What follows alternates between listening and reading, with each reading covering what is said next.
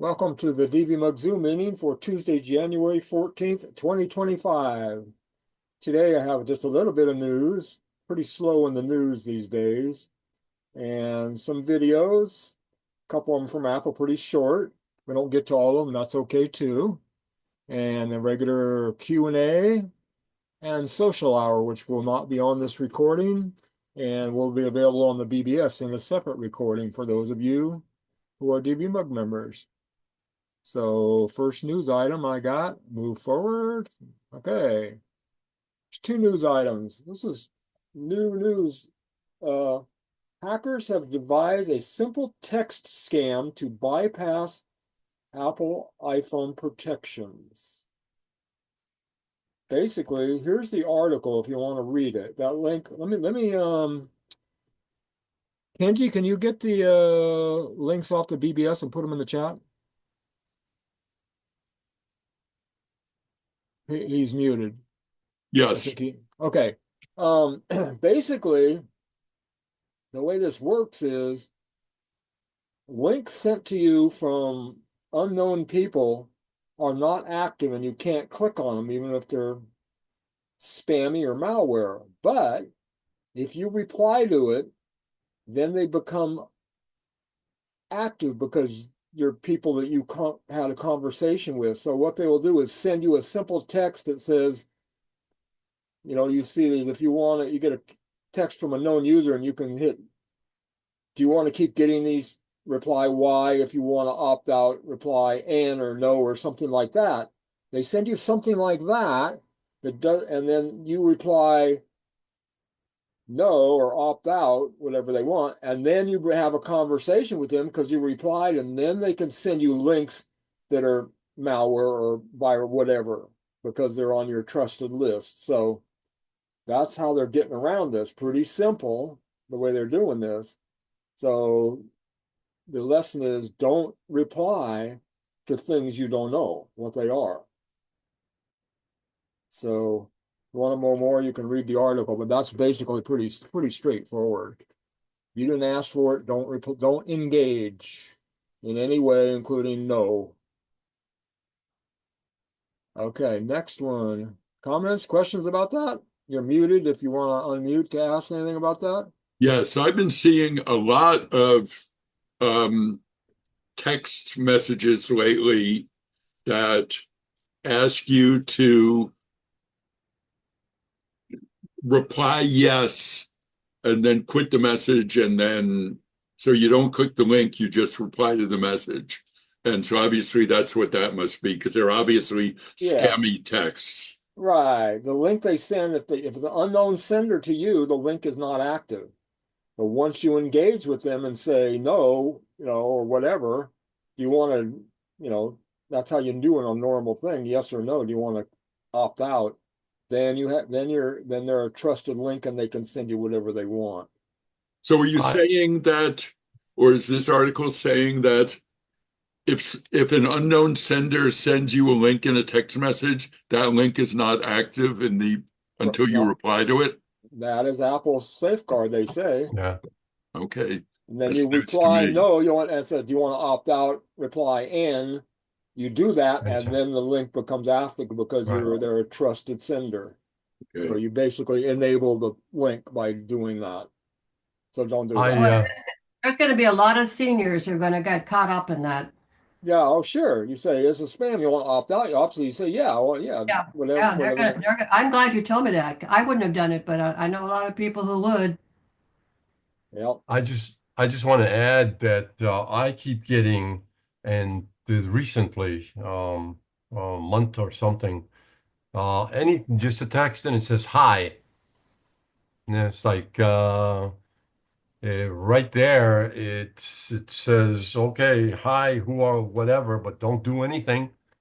Hi or Right. whatever. Don't do anything because just what If you John said, if they it'll just say activate. hi and you reply, who is this? Then they're a trusted sender, and they can now send you Yeah. bad links. So if you don't know what it is, don't engage. Don't send anything back. Wait a minute. Just because you reply, they're a trusted sender? Read the Mhm. article. That's Apple's safeguard. People who send you links that you have not engaged with before, the links are deactivated where you can't click on them. If you have had an engagement with them before, which means you sent them a message or replied to a message from them, then they can send you active links, which can be spam or whatever. Yeah, I got a spam text from Fast Track. I just checked my Fast Track account. It said, that I don't have enough money or something like that. And that's not That's a true. common one. I get that every month or so. That's very That is a known thing that's going around. It's on the news that they're doing this. It's fake. You don't want to engage. If you say no, opt out of that, then the next time they'll send you a link that you could click on that looked like Fast Track would go to a fake site. That's Yeah. that's how it works. Pretty not very sophisticated. It's pretty easy for them to do. They just figured this out, and now it's known, and now they're doing this. What's the But best way of getting rid of this message? Just delete it? just delete it. Do not engage in any way with spam. You get spam in the email, don't do anything, just delete it. Don't engage. Can you send it to junk, or are you better off just deleting it? Well, I see when I hit delete, sometimes it says delete and report as spam. You can click that. If But you If don't see you get that. that necessarily. option, But it's better to delete it than to send it to junk.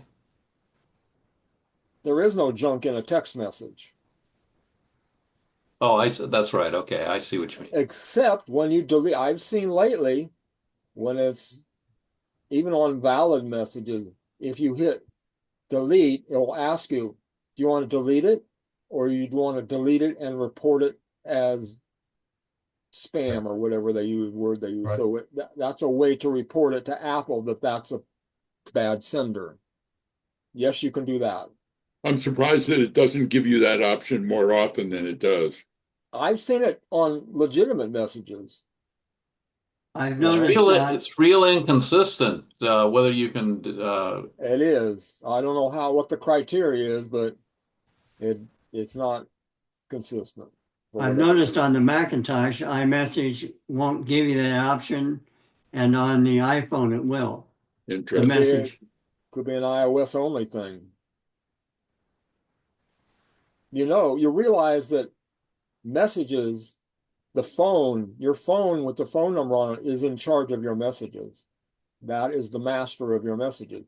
On your phone, you're supposed to, if you want to sync them, in iCloud, turn on messages in cloud, and in settings, now it's in apps, messages, you need to turn on, your devices are listed or logged into iCloud, and you turn on the devices you want to have your messages sent to be synced.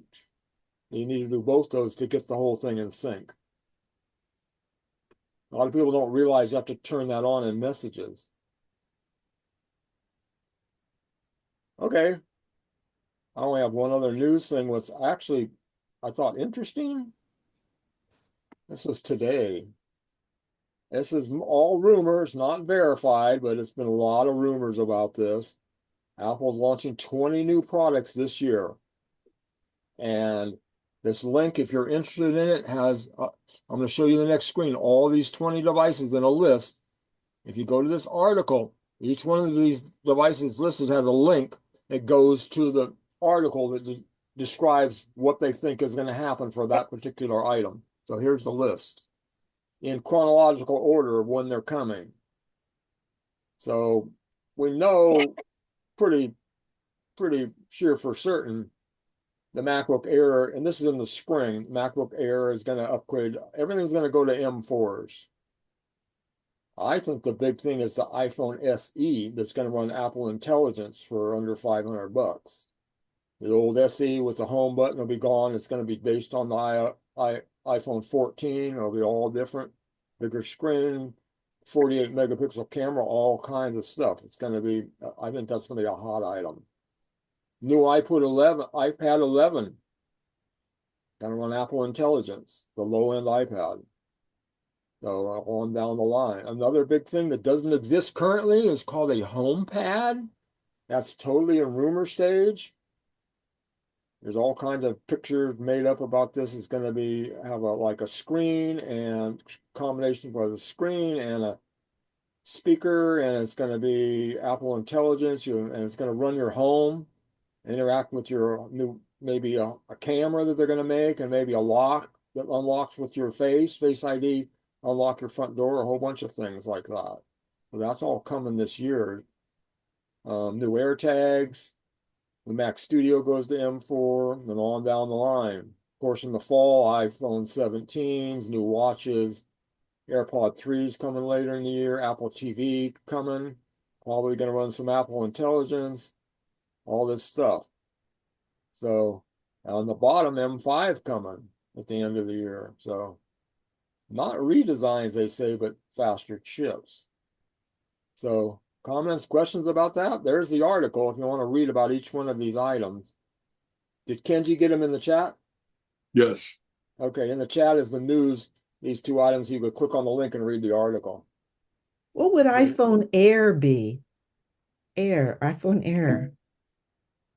There's going to be a new iPhone. They claim that's going to be slimmer, thinner, like the iPad Air is thinner, and it's going to be a slimmer, thinner iPhone. That's what they think. I see. I'm guessing that the iPhone Air is the next generation of what is now called iPhone SE. No, two different items. Really? Yeah, you go back and it's say the iPhone 17 Air or iPhone SE 4, two different items. One will be under $500. Right now, an iPhone SE is what, $429? It's going to go up in price because it's going to have a lot of new stuff in it, but probably everybody thinks it'll be under $500. The 17 Air, ultra thin new design, thinner than the iPhone 17. Because the chip is going to have a smaller. It's going to be, what's the thin? It's going to be as thin as the thinnest iPad. Yeah, it's a thinner nano technology for the die of the chip. So they'll be able to make it thinner. And it probably won't have 3 cameras. It'll probably maybe have 1 camera. So that's a new thing. That's totally rumor. But all these are based on strong rumors that have been along for a while. And there are links to each one of these items if you're interested in them. Okay. One more thing. iPod, a HomePod with a Wi-Fi chip. Apple has a new Wi-Fi chip that has the airport Wi-Fi chip and the Bluetooth chip built into one, made by Apple. So supposedly the theory is rumor that this will be in the HomePod and in the Apple TV, and it has the capacity, the chip has the capacity to be a router, a Wi-Fi router.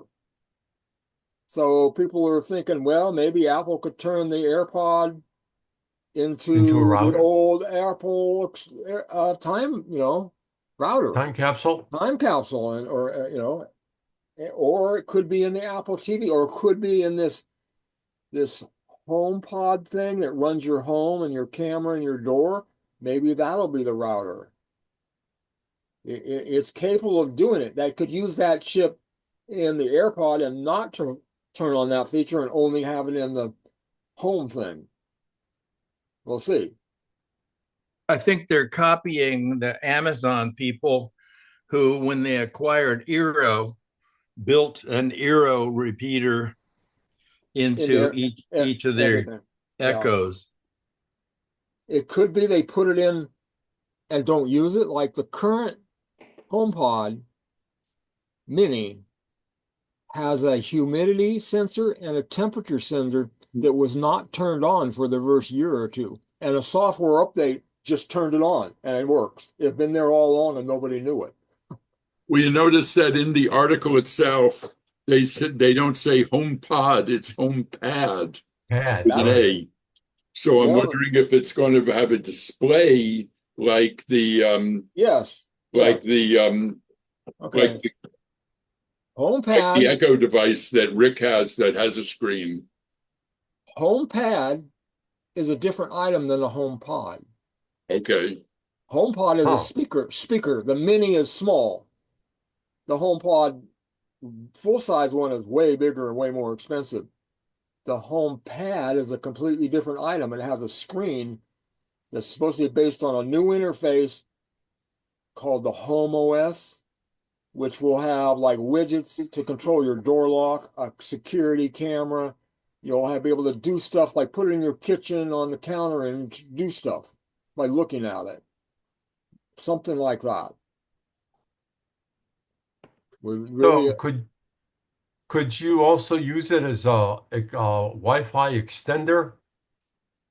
that's supposedly it'll have these new items will have this new chip, and who knows what will be, you know, Yeah, okay. who knows? A Okay. new item, that would be a brand new thing. Okay. All right. Anything else about all this stuff?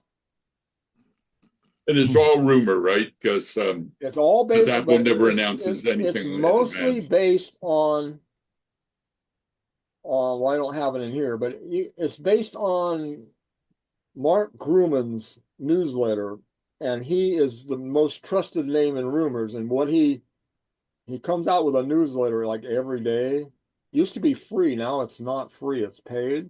Everybody uses them for his rumors because he gets inside information, and he's pretty much right. And he corrects himself when it gets closer and closer to the time.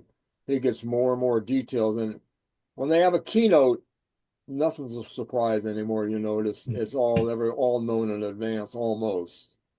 Well, I see a November 2024 mention of HomePad, and Right. I mean, they've been talking about it since then. Right, That's in 9 to 5 Mac. right. So stuff is coming soon. As the first batch of stuff is coming in March, I think. I'm thinking the iPhone, the new SE, which might even not even be called that, might be called something else. I think that's going to be a hot item. Okay. Anything else? We're going to videos. Moving forward. We got a couple from Apple that are pretty short, and one that's Apple that's a little longer. And then we have one that's, well, the longer one isn't in here. Oh, yes, it is. The one from Ellen's actually longer than I usually run, but it seems to be pertinent, and it came out today. So I think we should look at that one. If we don't get to them all, then the last one, that's fine too. So here we go. This is a real shorty from Apple. Here's how to cancel a subscription or free trial from Apple or the App Store in Settings on your iPhone. Tap your name at the top of the screen, and then tap Subscriptions. A list of your active subscriptions will appear at the top, followed by any inactive ones. When you cancel a subscription, it will be canceled on all your devices signed in with your Apple account, and for anyone connected with family sharing.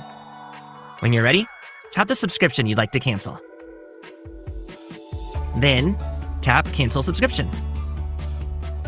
A screen will appear letting you know the expiration date, which might be immediately or at a later date, as well as other information like associated subscriptions, family access, and more depending on the subscription.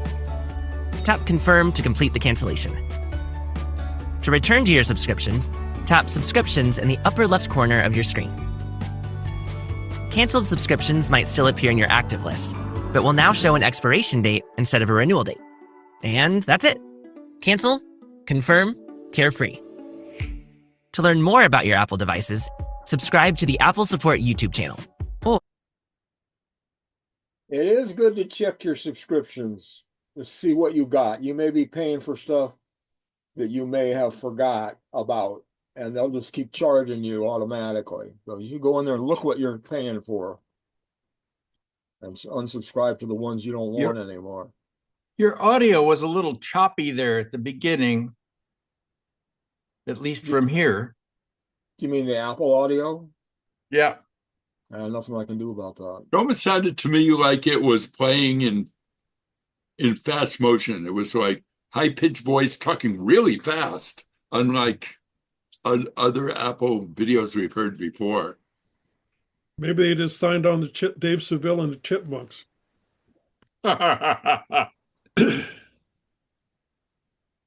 Okay, anything else about this app? Check your subscriptions. Here's the next one from Apple. How to share your Wi-Fi password. So, well, this is a real short one also. Quickly connect a friend to your Wi-Fi network by sharing your password directly and securely from your iPhone to theirs. Here's how.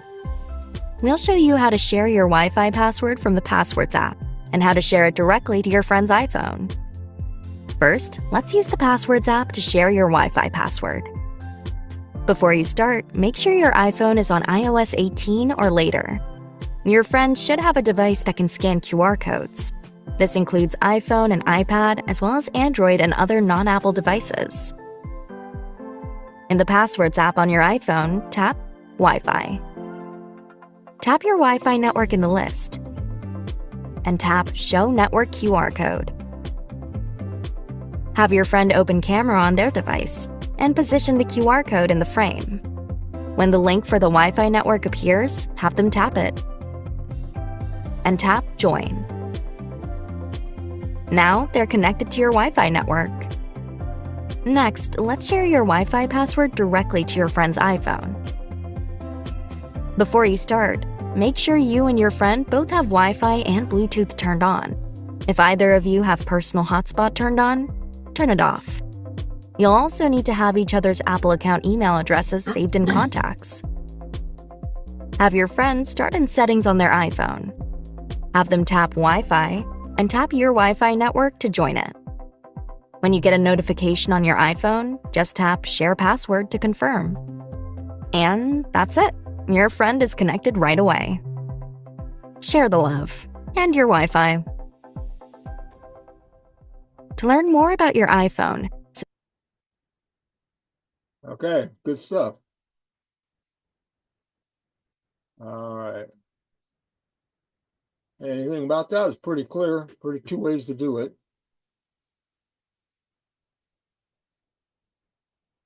Anybody? Question? Yeah. You don't actually know the password, right? If you're the second person? I'm not sure you can actually, they didn't say whether in passwords you can say view or not. Would the phone connect again if you went back to his location? Yeah. You can view Wi-Fi passwords in the Passwords app. I don't know that once it's in there, it wouldn't stay there for the future and you could view it. That wouldn't surprise me. Yeah, it'll stay. It'll stay. Yeah, It stays does. and it's viewable. Right. I don't think it is viewable because I'm looking at in settings under Wi-Fi and I'm looking at my home Wi-Fi network, and for password it just shows a bunch of dots. Yeah, but tap on the dots. Tap on it and it'll show. Yes. Yeah, touch the dots. Yeah, Oh, yeah. Okay. I'm thinking it is viewable. Yes. Yes. You I use save that in, all you the just- time in doing house calls with You people. come back later and it still works and you can see what it is and yeah. I think It's it's just wise, though, not to share your password, but to use your guest network if you've got one. Create it, right? Or change your password after your friend has used it. Yeah, but if you do that, then you got to change all your electronic devices under home control. That's a pain. But not a bad idea. Well, when I did that one time, it took me like a half a day to change all the lights and everything.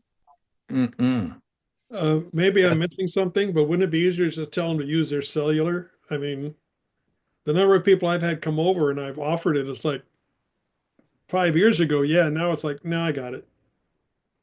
Yeah, well, it's faster sometimes. A lot of times, you could be faster in their cellular, and their cellular uses their data. And it data depends plan. on what their cellular, go-to is. I mean, cellular where I am isn't that great, quite frankly. It's terrible here. Right.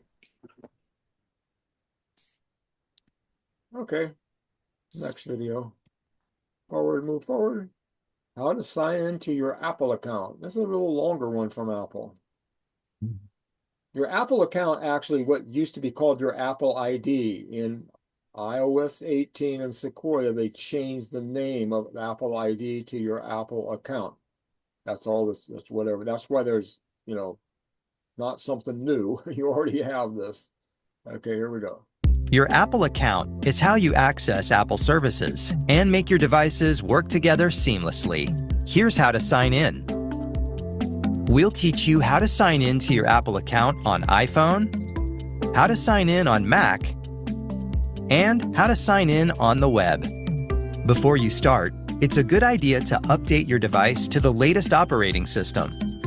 You'll also need to have your Apple account email or phone number available, as well as your password. Let's learn how to sign in to your Apple account on your iPhone. In Settings, tap Apple Account. Next, choose a way to sign in. You can use another Apple device or tap Sign In manually, which is what we're going to do. Next, enter your Apple account email or phone number, and on the keyboard, tap Continue. Then enter your password and tap Done on the keyboard. If prompted, enter the 6-digit verification code sent to your trusted device or phone number.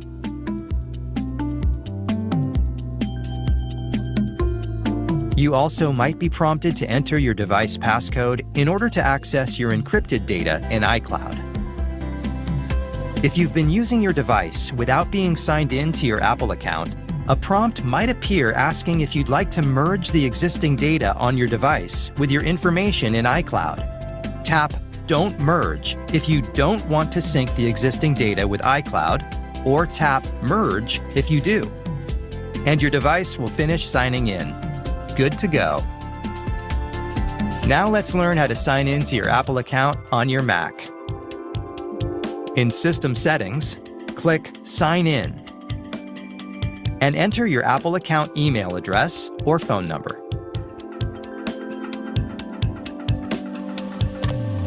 Next, click Continue, enter your password, and click Continue again. If prompted, enter the 6-digit verification code sent to your trusted device or phone number. You also might be prompted to enter the password you used to log into your Mac to access your encrypted data in iCloud. Enter it and click Continue. If you've been using your Mac without being signed in to your Apple account, a prompt might appear asking if you'd like to merge the existing data on your device with your information in iCloud. Click Don't Merge if you don't want to sync the existing data with iCloud, or click Merge if you do, and then follow the remaining prompts. Your Mac will finish signing in and you're ready to go.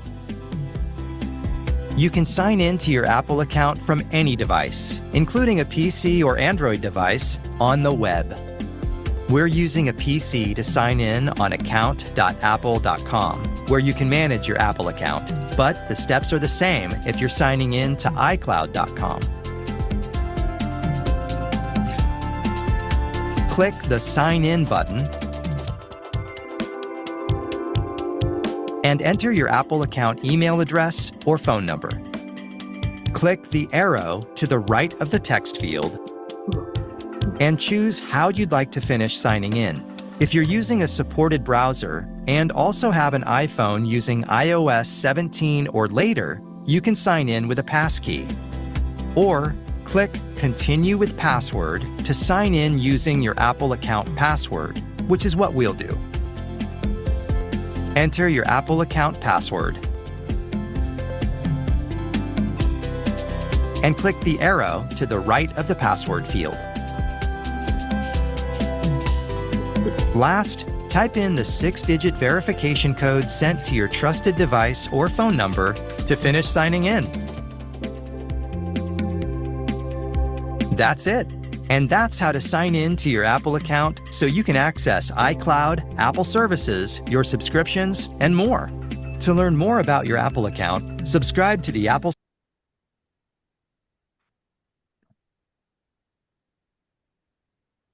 Okay, let's see, I'm lost my Zoom. Where's my Zoom? So I have a question. So Oh, is that merge switch? Is that something new? no, that's always been there. It wants to know if you want to merge your everything into the cloud. I Like I if don't understand that. if you've never, they said if you have never logged in or you haven't logged in recently sometimes on that device and you have stuff in the cloud, they're not in sync. You have different stuff. It's asking you, do you want to merge those two and make them the same? Or do you not leave them different? Or well, the point of iCloud syncing in the preferences settings, you can turn on contacts, calendar, and all these things. And those things that are turned on merge and sync across all your devices that have the same switches turned on. You don't have to have them all turned on. You can not do some of them if you want, then they remain independent. You probably haven't seen it because we don't normally log out of our Apple accounts. Right. And you normally have everything turned on. Occasionally, you'll see it asks you, once you type in your Apple ID password, sometimes it runs for a while, and then it will ask you to put in the password for your iPhone. Or if you're on your iPhone, it'll ask you to put in the password for your Mac. You got to read it carefully because you think you're asking for a password. You keep typing in your Apple ID password. That's not what it's asking for. You got to read very carefully what they're asking for. Jan, were you saying something?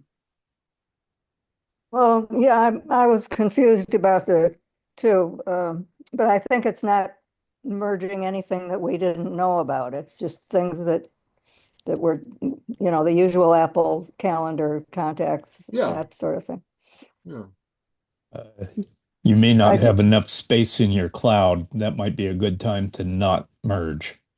Well, you usually have enough space to do everything except photos. Photos is dependent on how much photos. Everything else doesn't take up much space. In fact, no space. The only other thing that takes a lot of space is if you have a lot of messages with photos and videos in them, that could take some space, but photos is where it gets out of control. And the home directory, if that's set to go to the cloud. Well, documents and desktop. Right.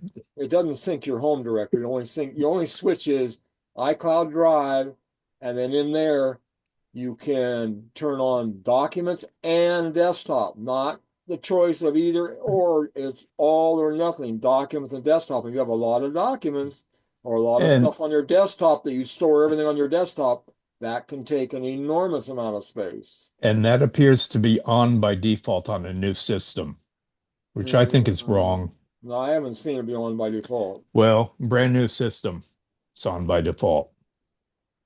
Usually iCloud Drive is not even on by default. You don't even have to turn that on. Do many people do that? Have their documents and desktop on the cloud? And is there a risk in it? Because I'm probably going to have to give up my computer to a genius pretty soon. Rather, it would be nice to be able to use all the data on another device. Would that be a time to put everything on the cloud? Usually you do it if you have multiple devices and you want those items on your desktop and your documents to be available on all your devices, where you make a change on one or delete on one that's all the same all the time. Yeah, but if I'm going to be without the computer for days or a week or something, wouldn't that be a good time to do that? I would suggest that if you turn it on, you do not turn it off. Oh. It's not a one-time thing. If you turn it off, it has really, they don't implement that very well. I see it all No. the time. It tells you that all your desktops and your documents will be removed from your computer and only available in the cloud. And people do this all the time, and then they end up in their home folder with these folders that say Apple iCloud Archive 1, 2, 3, and it's basically a duplicate of all your desktop and your documents over and over and over. Oh my God. Yeah, you don't want to do that. Make your Too decision. bad. It's not a temporary thing. You do it and you'll leave it on. There is a way to get out of it, but there's not Apple has no directions on how to do it. I can do it in 5 minutes. I do it all the time. About when I got a computer about 4 computers ago, it did default to that when I started, and I was able to put it back on the computer, but I have no idea what I did. Yeah, well, look in your home folder and see if you have Apple Archives, iCloud Archives. Mm. Sometimes that can, you have a lot of stuff that can take up a fair amount of space. Okay. Anything else? Apple account, not Apple ID anymore. I think if you're still on something less than Sequoia, it's still referred to as your Apple ID, and when you go look in your settings, I think so. Okay, ready for the next one? Okay, this is from Ellen. It's a little long, but this is all good stuff just came out today. All the things you need to set up for emergency features or need to know how to use or practice in advance, so when it comes time to use it, you'll know how it works. Okay? There's a lot of it. Go. In this video, you'll learn how to use your iPhone's emergency features to quickly access assistance and alert your loved ones in times of crisis. While most of these features will be covered on the iPhone, some are also available on the iPad and Apple Watch. If we haven't met, I'm Ellen from Ellen's Tips for iOS, where I help seniors master their iPhones and iPads. If you find the video helpful, give it a thumbs up and subscribe to the channel. Let's get started. If you find yourself in a situation where calling 911 isn't possible, you can send a text to 911 or your country's local emergency service to obtain help. To do this, you'll open the Messages app like I have here. You'll enter 911 in the To field. You'll type your emergency message. You'll go ahead and tap the green Send button. Here's a note. 911 texting may not be available in all areas, so I'll add a link in the show's description to an Apple support article, and I'll also add a link to an FCC PDF to see if your area is covered. You can also use Apple's voice assistant to dial 911 if you can't physically reach your iPhone. You would just say, "Hey, Apple lady, call 911 on speakerphone," and Apple's voice assistant will connect you to emergency services. She can also call your emergency contacts if you ask. Emergency SOS on the iPhone allows you to call 911 for help. In certain countries and regions, emergency services can request live video.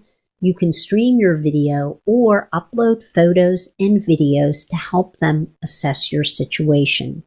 You can also use Emergency SOS to alert your emergency contacts with a message and your current location. If your location changes, your emergency contacts will continue to receive updates about your new location for some period of time. Here are the methods you can use to call emergency services. You can press and hold on the side button along with the power button, and the little pop-up appears, and you can slide emergency call or SOS, and emergency services will be called. I'm going to cancel out of that, and let me come back into my iPhone. If I push and hold and continue to hold, what you're going to see, so I'm going to push and hold the volume button until it can either be volume up or volume down, but I'm going to continue to hold the volume button and the side button until a countdown timer appears. So you're going to see it for a brief second, and then I'm going to let it go so that I don't call emergency services. So I'm holding the volume button and the power button, and you'll see keep holding to call emergency services, and I went ahead and let that go. If you continue to hold that, a countdown timer will appear and emergency services will automatically be called. The last option you have for calling emergency services is by quickly pressing the side button or what's called the power button on your iPhone. Quickly press it 5 times in a row. And once you do that, a pop-up appears with the emergency call slider, and you can go ahead and do that. And once the emergency call ends, if you have emergency contacts set up, they will be alerted with a text message, provided you did not choose to cancel sending that text. If you want your emergency contacts notified when you take a fall or you call emergency SOS, you have to add those emergency contacts to your medical ID. And to do that, you will open up the Health app, tap on the profile picture in the upper right corner, tap on Medical ID, locate emergency contacts, and if you don't have any, it'll say add an emergency contact. I already have some, but if you wanted to add someone else, you would tap on edit and then tap on emergency contact, locate the contact that you want to add, fill in the information, and you're good to go. If your car runs out of gas, gets a flat tire, or breaks down when you're in an area with no cellular service, and you have an iPhone 14 or newer, you can use a satellite connection to text for roadside assistance and a few other options. So to do that, you would want to swipe down from the upper right corner of your device to enter into the control center. Then go ahead and tap in this area right here, and you'll see a satellite connection becomes available. Now, right now it says not available because I'm in an area with cellular connection. But if I tap on that, it gives you an option if you want to try the demo.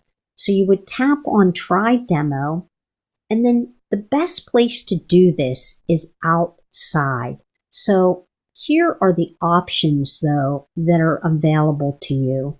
So you can text for roadside assistance. You can use messages to text a friend. But if I tap, let's just tap messages, you'll see it comes into this satellite connection. And if I tap satellite connection demo, it's going to ask me to turn off cellular connection. And then you have to make sure that you're outside so that your iPhone, if it's an iPhone 14 or newer, can actually connect to the satellites in the sky.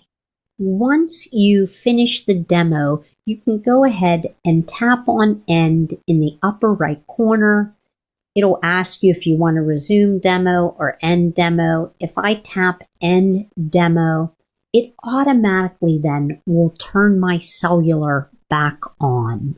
Another newer emergency feature is if you are in a severe car crash, the crash detection feature again on the newer iPhones, an iPhone 14 or newer, it can detect a front or side impact, rear end collision, and rollovers. When a crash is detected, an alarm sounds and displays an alert on the screens. You can interact with the on-screen alert, but if you are unable, your phone will automatically call emergency services after 20 seconds. If you are unconscious, your iPhone will play a recorded message for first responders. Car detection can also use a satellite connection if you're in an area with no cellular connection. To verify that you have this feature turned on, you'll want to go ahead and open the Settings app, locate Emergency SOS and tap on it, and then scroll down towards the middle of the screen and toggle on that switch that says Call After a Severe Crash. If you're ever in a situation where your iPhone or someone else's can't be accessed using Face ID, you can swipe up on the screen and then you'll see the emergency button on the lower left corner of the screen, and you can tap on that to call emergency services.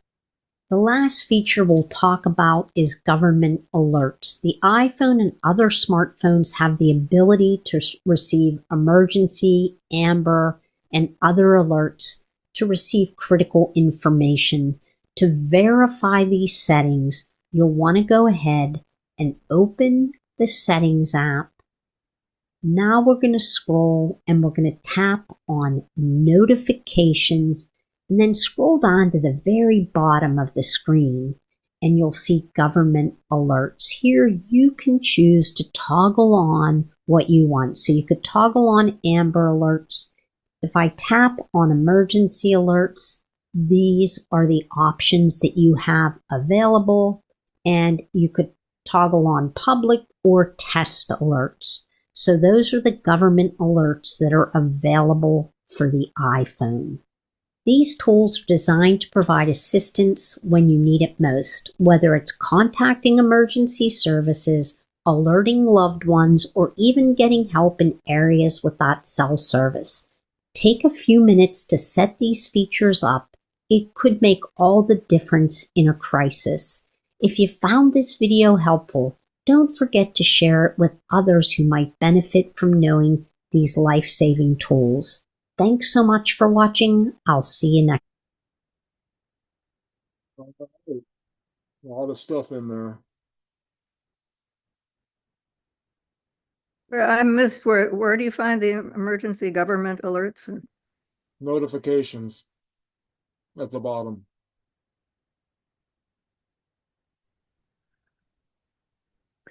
So in the Bay Area, where would the satellite be? Is it like north or east, or is that an issue? I believe you go into the demo mode and you go outside and you aim, as you aim it around the sky, it tells you saw an arrow, move right, move left. It knows where it is, and as you aim, change your pointer. Satellites are always at the equator for you. And all you, as John says, you just move it sideways until it says satellite acquired. Okay, yeah. Start with demo mode. Good to test that in advance so you know how it works. That's what I'm saying. Right. When it comes into panic time, you don't want to be trying to figure it out.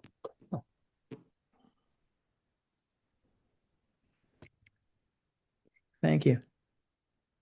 So one thing you've probably heard about in the news, maybe you haven't, with the fires in LA, this free app called Watch Duty has become the go-to app to get notifications about evacuations and what's going on with the fire. It's almost instantaneous.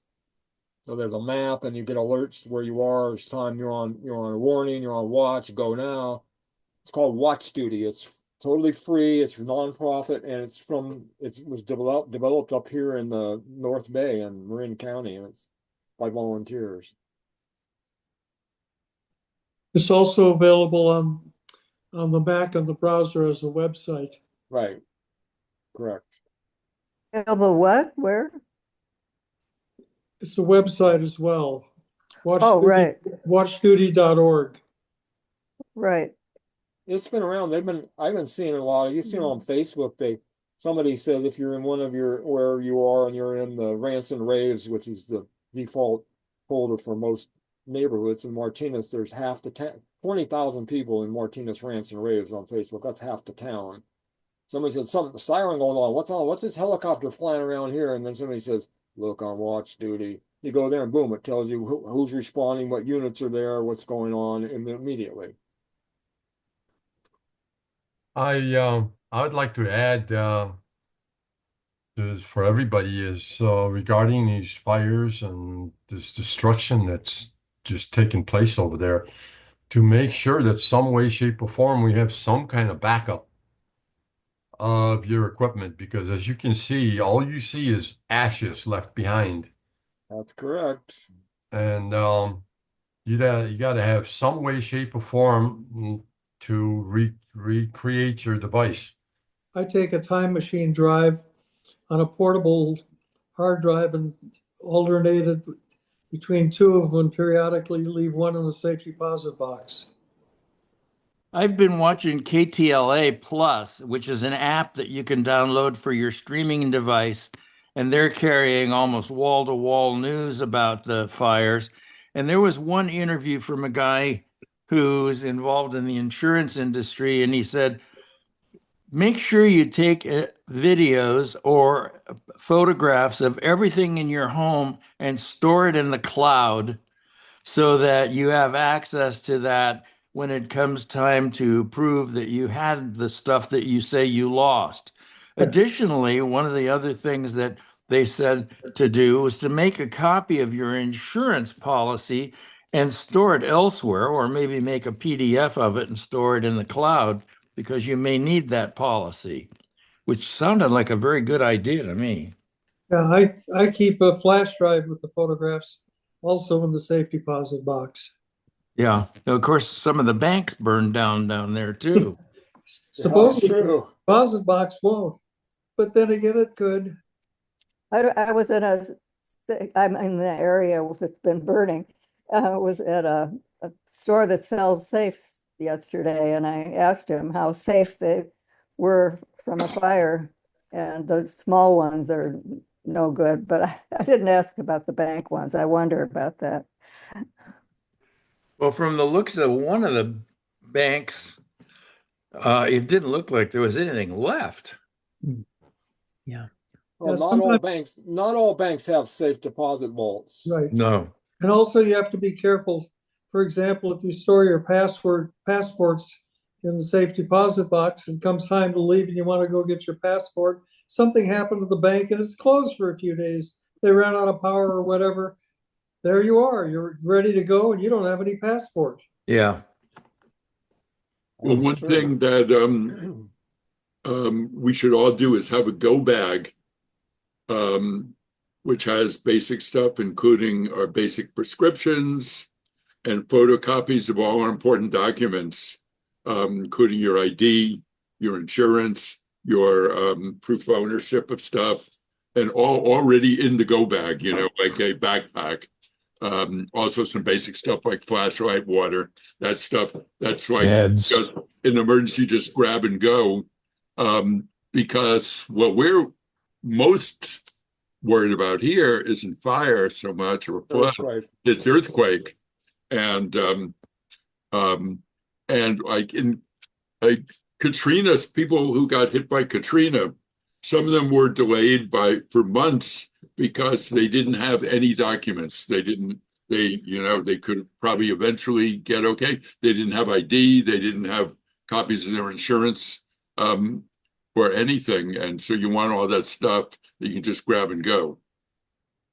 So I read a news article, I can't remember who it was now, and somebody did a study, like a professor at university or something, that of all these places that were the most at risk from these types of fires that were in LA. This is a natural phenomenon in LA because they haven't had rain for 8 months and they always get the winds that come down the canyon in this time of year at 100 miles an hour. So the brush in those hills is the type that burns, and happens over and over. They said in the study of the country, the other two of the places that came up that are very similar to that area is Orinda and Moraga. Yes. Because that's where on the other side of that ridge, it happened in the Oakland Hills fire. It could also happen on our side and the Diablo Valley side in Morinda and Moraga. Hard to fight hills, downslope. That's Rossmore was right in there. And we're dry down here. We're under 1 inch of rain for the season when normally we have over 5 inches of rain. Right. And Rossmore only has one way out. It doesn't have more than one way out. It has one way out, and during the fires in Napa, there was a story about that, and Rossmore actually has another way out, but it's not ever used, except if they needed it. You can go out the back of Rossmore over the hill to Moraga. Well, it exists. Today at Rossmore, they had fire safety seminar, and they want that other exit available for emergency vehicles. Right. But say if something happened at the main entrance down there and you couldn't go through that and they wanted you to exit, I'm sure they would open the other one and get the people out the other way. And today they are fixing the gates on the main entrance, so it's slow getting in and out. Well, we have 2 exits in 900 homes. Yeah. No, How many homes are there in Rossmore? The fire station is right outside the gate. True. That fire station is often not manned. Really? Really. You're kidding me. They rotate people through there, but look over there. I've even seen it. I've looked over there and when there were not even any fire trucks in the bays, much less people in the place. There is as someone mentioned, I think, Rick, there's a FireWise, as it's called, because we're a FireWise community. There's a discussion going on even as we meet today. It's a 2-hour meeting, so I watched about half of it and came over here. But they pointed out that John Cashin, who's this emergency coordinator type guy here at Rossmore, said that they will open that gate off of Stanley Dollar up at the top of Stanley Dollar, and you can get, but don't go to it unless you're directed to go there. Right. Because if you go there and they haven't cleared it all out and opened it, probably staging fire stuff on the other side of the gate, you won't be able to go anywhere. You'll just be in the way. I don't believe it's ever been used. Well, I don't think it has either, but there was a development that went in about 3 or 4 years ago on the Lafayette side. And at that point, they improved the egress to that entrance. It was not nearly as, I don't think it was paved all the way up or very narrow paved road or something. So they did upgrade it, but there's still a gate there with a lock. And they said, you may take along your bolt cutters, but you're not going to go anywhere if they're staging on the other side to come in. There you go. Okay. What was the name of that app that you were saying? Watch Relief? That's what I wrote down. I couldn't find it. Watch duty. I'm sorry, watch what? Duty. Duty. Duty. Thank DVMUG. you. Thank you. Thank you. .org. Also, the KTLA Plus is a free app. It works on Fire, it works on Roku, it works on Apple, and so forth, and it's pretty good. They have pretty much the best coverage of the local TV stations. KTLA? Yeah, they're very good. And Was there a website? Is it .org or something? Oh, it's It's an app It's an app. Oh, an app. for your streaming. KTLA Plus, it's called. Yeah. And Watch Duty right now is reporting the controlled burn in Bollinger Canyon. So they're current. Oh yeah, it's immediate. I see it all. When the helicopters come around here, it's like, what's this helicopter flying around this location? They said, oh, this is happening here, and tells you the unit numbers and the number of people responding and what the incident is, and or not just fires. Anything. There's also a website called Crime Watch where you can find out all the crimes in your area for the last 6 months. Which I highly don't recommend doing. Yeah. Not Okay, with full power.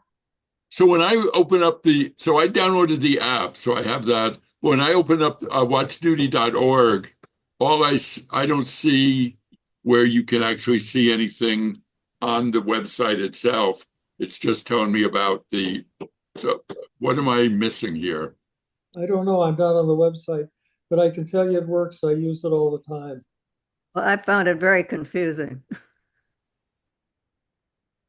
Oh, wait, you have to click. I see where it is. You, in the screen, if you click on where it says Watch Duty, it shows you like download on this device, that device. It says use on web. And when you click that, you get a map.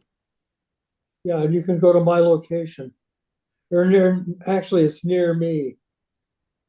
If you put in your location, you click on that, it'll take you to your area. Okay, can we move along? Shall we move on? Yes. Okay. How to set default apps on the phone. This is a short one from Gary. It's half his usual length. There we go. Hi, this is Gary with MacMost.com. Let me show you how to set default apps on your iPhone and iPad. So a new feature in iOS and iPadOS 18.2 is the ability to set default apps for certain things like web browsing and email. Now you could do this before, but more options have been added and it's all been consolidated into a single section in the Settings app. So to get there, go into Settings and then you want to scroll down all the way to the bottom and you'll see Apps. So this is new in iOS 18. The idea that all of your apps are in this one heading here. You go into this, you'll see all of your apps there, even the apps that come with your iPhone like Mail and Safari. You get this handy alphabetized list here on the right and you can tap that to jump to a section since this list is probably very long. Now you don't actually need to go through this list to set default apps because what you want is right here at the top. It's the special section called Default Apps. And now you have all of the different activities that you can set a default app for. For instance, the first item here is email. And if I tap that, I see that my default mail app is the built-in mail app. But if you have another mail app installed on your iPhone, as I do, you could set that to be the default mail app. So in this case, Gmail is the other app I've got and I could change it so that now when I click on a link or I use an action inside of an app that will start an email, instead of going to the Mail app, it's going to go to the Gmail app. By the way, if you find these videos valuable, consider joining the more than 2,000 others that support MacMost at Patreon. You get exclusive content, course discounts, and more. You can read about it at macmost.com/Patreon. Here's another example. Under Browser app, the default you can see here is Safari, the built-in browser in iOS 18. But I could change it to any other browser I have installed. I just have one installed here, Chrome, and I could change it to that. So for instance, here I am in one of my games and there's an About feedback section here and one of the buttons here will actually take you to my website so you can send feedback. If I tap that, you could see that's going to open up here in Safari. Let's go back into settings here and switch my default browser app to Chrome. Now if I tap that same button here, it's going to launch Google Chrome instead of Safari and go to the same web page. Now let's look at the other activities here. So for messaging, you can set a different app to handle messages. The only one I've got installed is the default Messages app. If you look under calling, even if you don't have another calling app, you still have the option between your phone app or FaceTime. So you can always use FaceTime to make phone calls. Under call filtering, you can select any app that you have installed that will filter calls. Usually these will add some sort of caller ID so you can tell when you're getting a spam call, or sometimes they allow you to block calls completely. You can actually turn on as many as you want here. Under passwords and codes, if you go into that, you could set which apps you use for storing passwords. Now note that you don't have to choose just one. You can choose the built-in passwords app, as I have, and also choose 1Password. So every time it prompts you for a password, you can select passwords from either one of these. Note that there's a separate option here for setup codes in. This is for two-factor codes. If I go in here, you can see things like Google Authenticator are also in here. And you could set which of your default apps to use when you set those up. Not necessarily when you use them, but when you need to verify the first time you do it so that you can set up two-factor authentication. For most users, you're probably just going to have the Passwords app turned on here and passwords set in setup codes. In fact, that's what I've got.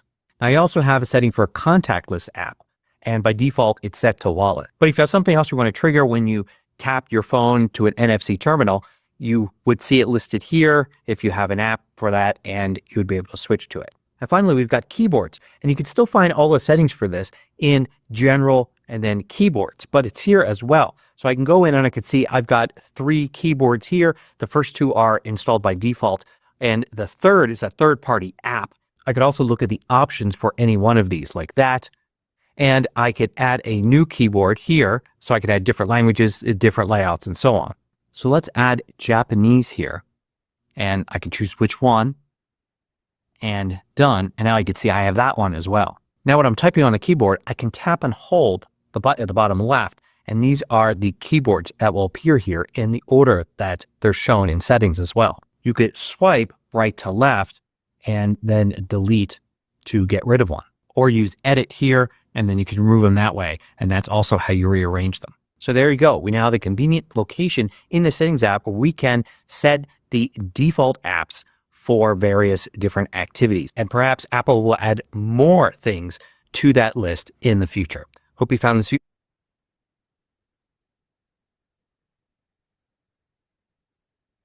Okay. On a comment, question, you gotta unmute yourself. I think if you're muted.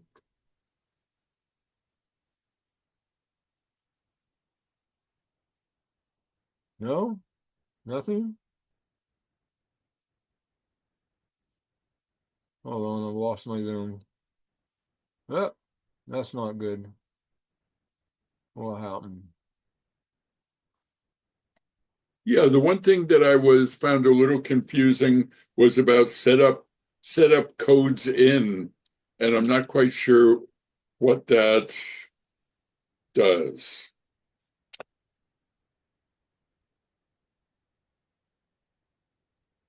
Me too.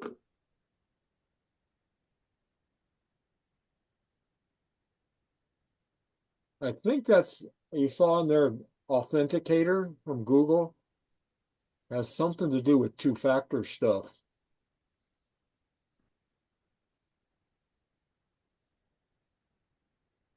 If you're setting up an account on a website that allows two-factor authentication, they often give you the option of what authenticator app to use.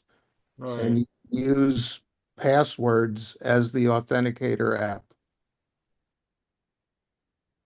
Or Google Authenticator is also popular.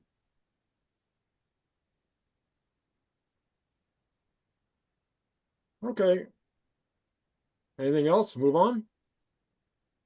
We shall move on. 10 clever ways to use Apple Intelligence. Go. Hi, this is Gary with MacMost.com. Here are 10 clever uses for Apple Intelligence that you probably haven't seen anywhere else. So at this point, plenty of people, including myself, have shown you how to do the basics with Apple Intelligence. Things like proofread your text, compose new text, create images in Image Playground, and even clean up your photos. But there are a lot more uses for Apple Intelligence, and a lot of these involve Siri. So for instance, did you know that you can use Siri plus ChatGPT to summarize documents? These could be documents that you're working on in Pages, or it could be a PDF document you have open in Preview. For instance, here I've got a PDF document and it's just open in the Preview app, and I'm going to use Siri and ask about this document. Now when I do that, it will ask me if it's okay to share this document with ChatGPT. So let's get a general summary here. And when I press return, it's going to ask, do you want me to send this content from Preview to ChatGPT? And notice I have to choose screenshot or full content. Screenshot's only going to send what's visible on the screen. So in a case like this, you want to choose full content. It'll tell you the size here in case you're worried about upload size, and then you can send. And it's going to send it to ChatGPT and you'll get a result. Now that's great, but what's more useful is to actually ask questions about what is here. So for instance, if you're looking for temperature information about the studio display, then you can just ask that. Do you want me to use ChatGPT to answer that? Yes, the document specifies that the Apple Studio display should be operated within an ambient temperature range of 50 to 95 F. So you can basically ask questions about long text documents, PDF documents, Pages documents, Numbers documents, all sorts of things. Note that if I go to System Settings and then go to Apple Intelligence and Siri, under ChatGPT, that's where I can sign into my account if I want to use my account instead of just using ChatGPT anonymously. I can also turn off confirm ChatGPT requests to simplify the entire process. So this works for spreadsheets in Numbers as well. It can analyze the spreadsheet without you having to convert it into text or anything. So for instance, I can ask it to summarize this table here. What is this table about? Do you want me to send this content from Numbers to ChatGPT? And I get a summary here. But you can also ask questions about the table. In this spreadsheet document, which fruit is the most popular? Do you want me to send this content from Numbers to ChatGPT? In the document, the fruit with the highest total sales is orange. By the way, if you find these videos valuable, consider joining the more than 2,000 others that support MacMost at Patreon. You get exclusive content, course discounts, and more. You can read about it at macmost.com/Patreon. You can also ask questions about photos. It could be a photo opened in Preview or one in the Photos app. So let's try to get information about this photo. What's the purpose of this line of rocks on the beach? Do you want me to send this photo to ChatGPT? Here's an answer from ChatGPT. Now you may already know that you could summarize an email in the Mail app. So you just scroll down a bit here and you get the Summarize button. But if you look to the left, it says one message. What if you went to a thread of messages? In View here, I've got Organized by Conversation turned on, and I can see here, I've got several messages in this thread. I could click Summarize, and it will summarize the entire thread. So if you need to catch up on a whole bunch of email that's gone back and forth between everybody before a meeting, this is a good way to do it. Now, not every app's going to have a document that you can send to ChatGPT. So sometimes using a screenshot is the best way to get information. So for instance, here in the Maps app, which really has no Apple Intelligence features added, you could still ask ChatGPT about something and send a screenshot and get something back. So I'm going to use Siri here, and I'm going to ask about this town. Tell me about this town. Do you want me to send the screenshot to ChatGPT? So I'll send it. Here's an answer from ChatGPT. And you can see it figures out that this map is centered on this town here and gives me some information. I could continue to ask ChatGPT more questions if I want. I'm going to try that. Are there any good camping spots near here? Here's an answer from ChatGPT. Now, of course, the app on the Mac that's getting a lot of attention is Image Playground. It allows you to generate images from your photos, from text, and all sorts of things. But one of the problems you may have is you get the square image back. You can export this pretty easily. I'll drag and drop this here to the desktop, and you can see I get this square image here. But what if I didn't want the background? Remember, you've got the ability to copy subject from an image and remove the background in various ways on your Mac, and you can use it with these images. So for instance, I can two-finger click or right-click on this image here and choose Copy Subject. And I'll get just a copy of the subject. If I look at a new image from that, that's what I get. Of course, in Preview, you can also do the same thing by going to Tools and then Remove Background. So keep that in mind with all of these things you generate. You could always take them and then remove the background in Preview and lots of other apps as well. Now, you can use writing tools to proofread your writing, but what if you want to check the facts? You could do that with Siri and ChatGPT, and you could do it for a whole document. So as an example here, I'm not even going to use a Pages document. I'm going to use a Keynote document where all of the information is on different slides. And you could actually use Siri to ask ChatGPT to fact check this for you. Check all the facts in this Keynote document to make sure they are correct. Do you want me to send this content from Keynote to ChatGPT? I'll send full content. Here's an answer from ChatGPT. Now, one of the uses for AI is to create sample documents and sample text. And you can do that with Siri and ChatGPT, but it won't put it directly into a numbers table. So you can just work around that by, say, using Text Edit and then using Edit and then under Writing Tools, Compose. And I'm going to ask it here to give me some sample data. And I'm going to ask it to provide it in a CSV, which I can easily import into a spreadsheet. So I get this good data here. This is exactly what I want. I'm going to copy it, and then I can go here into this table and paste it in. So I got some quick sample data I can use in my spreadsheet. You can also use it to check lists, for instance, to see if you forgot anything. So for instance, in this example, I've created a list of items to bring on a road trip. But before I send this email to a friend, I'm going to see if I forgot anything here. I can do that by using the Apple Intelligence tools. I can activate them here. And I could say I want to compose. And notice one of the options here is to include all text. So I do want to include all of the text here because the question I'm going to ask is this. Now, because I have include all text, it should realize that this is a list of things to bring on a road trip. It should see what I've already got and suggest some more.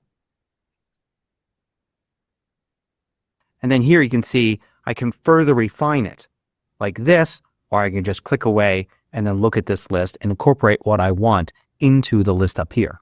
Another thing that comes in handy with AI is finding answers to questions. And you can use this not just to answer your questions, but other people's questions as well. For instance, you get a text from somebody that's this, you can simply go to compose the message, but instead of trying to figure it all out for yourself, you can control click, right click, or two-finger click here, use writing tools, and then compose. I'm just going to paste in the question from right here and return, and it should come up with an answer.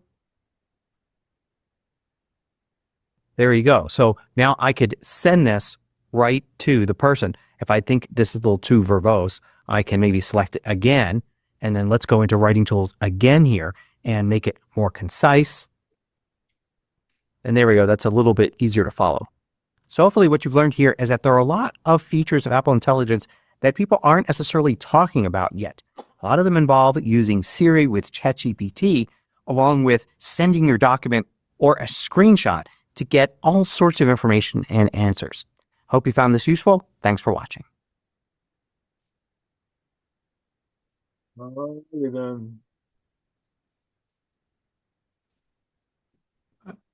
My personal feeling is that writing tools are the most useful of all those things.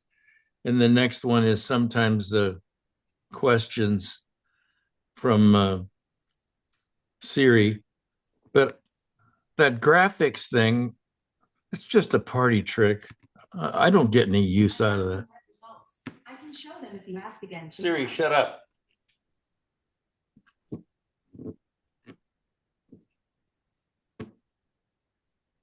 Anybody else?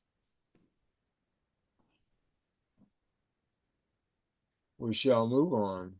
There's no way to right click on your phone when you're in messages, is there?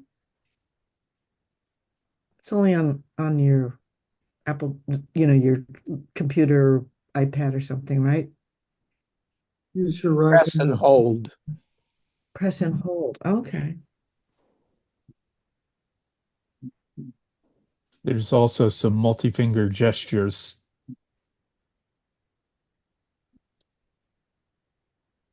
Okay, next video. 10 iPhone camera app tips. Hi, this is Gary with MacMost.com. Here are 10 quick tips to take better photos and videos with your iPhone's camera app. So here are a bunch of different tips for the iPhone's camera app. Keep in mind that not everybody sees the same features in the iPhone camera app. It depends on which model of iPhone you've got. Most of these should work on the more recent models of the iPhone, but if something isn't there for you, it's probably because it's not available with your particular model. First, let's start with grid and level. It can be hard to get your iPhone perfectly level with the ground, especially since the ground isn't always level.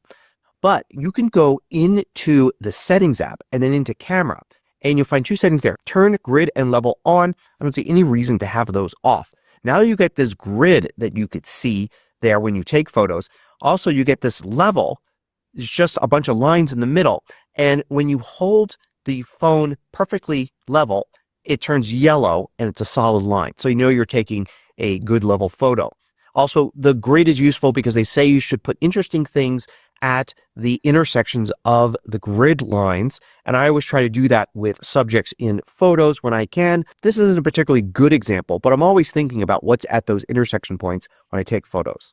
Another setting is called view outside the frame. So normally when you take a photo, you could see the left and right sides there are completely black. But if you go into settings and you look a little further down, you'll see view outside the frame. Turn that on. And now notice you can see, instead of blackness there, you could just see what's outside the frame of the photo. This is useful when you're taking so many photos that you're looking basically at the screen of your iPhone, not at whatever it is you're taking a photo of. You might be missing something that's just outside the frame, so this gives you a wider view. Note that as you change the different lenses, you'll find that the widest lens does not have this, because it's using that widest lens to show you what's outside of the frame. By the way, if you find these videos valuable, consider joining the more than 2,000 others that support MacMost at Patreon. You get exclusive content, course discounts, and more. You can read about it at macmost.com/Patreon. So hopefully you've experimented with taking panos on your iPhone. It's great for taking wide landscapes that can't fit into a single frame, but you could also use this vertically. All you need to do is turn your iPhone horizontal, and now you can go up or down to take a pano that captures something from bottom to top or top to bottom, and you end up with a tall photo rather than a wide one. Now, in addition to photo mode, you've also got portrait mode. So portrait mode will capture the background and the foreground separately. So here, taking a picture of me, and notice how the background is blurry. But if I go into edit the photo, I can tap on portrait here and I can see it's portrait mode. And if I edit it, then I could adjust the depth there. You can see the meter at the bottom, and I can make the background sharp or the background even more blurry if I want. Also, there's a setting where it's basically going to automatically go from photo to portrait mode whenever it detects a subject in the photo. So you may actually be getting portrait mode photos where you can adjust them like this, even if you didn't switch to portrait mode. Now, another option that you should remember is the timer. So to switch to the timer, tap the button that brings up all the controls, and then tap the timer button. And you could set a 3, 5, or 10-second timer, and then it will wait that long before it takes photos. This is useful if you need to set your camera down so you could get in the shot yourself like this. And it will not just take one photo, but a burst photo. And I'll be talking more about burst photos later. Now, just because you're in photo mode or video mode doesn't mean you can only take photos or videos. In fact, in photo mode, you can tap and hold the button, and it will actually switch into a quick video mode and release the button, and it stops taking a video. So it's really handy. You could stay in photo mode and take videos. In addition, you could tap and then drag to the top in horizontal mode or to the right if it's vertical, and it locks it into video mode. And you can even then tap on that button there at the top to take some photos while in video mode. In addition, in video mode, when you start with a video, you can tap that white button there. You can see it at the top right and take a few photos while recording video. So you could decide to record video and then grab some snapshots while you're doing that. Now, in addition to taking a video while in photo mode, you can also take a burst photo, which is a bunch of photos very quickly. So all you need to do is drag to the other side, down in horizontal mode, to the left in vertical mode, and it will take a whole bunch of photos very quickly. And you could see me doing it here again, how it works. And then basically, when you're done, you go to edit, and you can see it said burst there at the top. You can go in and you can flip through all these photos and select which ones you want to keep. Tap done, and you can keep everything or only the favorites you've selected. This is very useful when things are moving very quickly, when you're taking a picture of somebody playing sports. Now, if it's you that's moving quickly, there's a mode you should know about for taking videos. It's called action mode. So normally you would take video like this, but if you look carefully before you start, you'll see this action button here. Tap that to turn on action mode. Now it's basically going to do some stabilization. So all the bouncing you're doing while running, or if you're in a moving vehicle or something, will be smoothed out. One of my new favorite features in iOS 18 that I've talked about before is you can now pause while recording a video. So you can start recording a video and you'll see there's a pause button there. So you can pause, then move your iPhone to point at something else, and then continue doing that. So here I'm going to do some panning to the left and to the right, and then the left again to the right.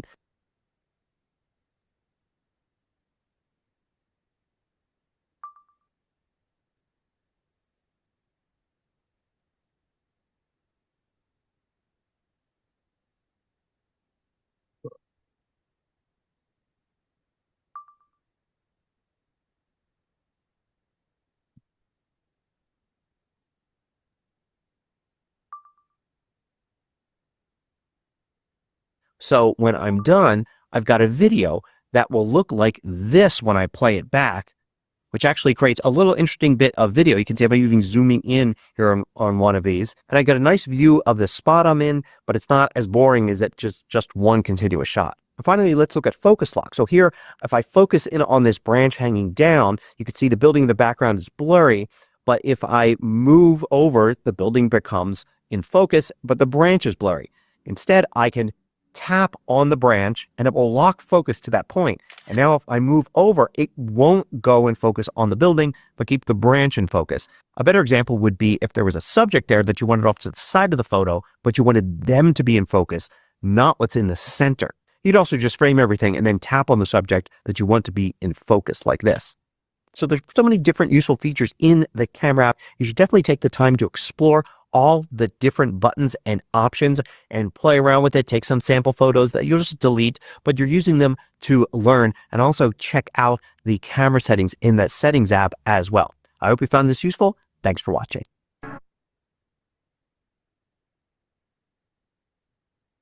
Okay, I think that's the last video. Yeah, that's the last video. Comments, questions? Everybody can unmute yourself. We're done with the videos. We can ask any questions about anything we saw in these videos, or if we're done, we can move on to Q&A and start a new recording.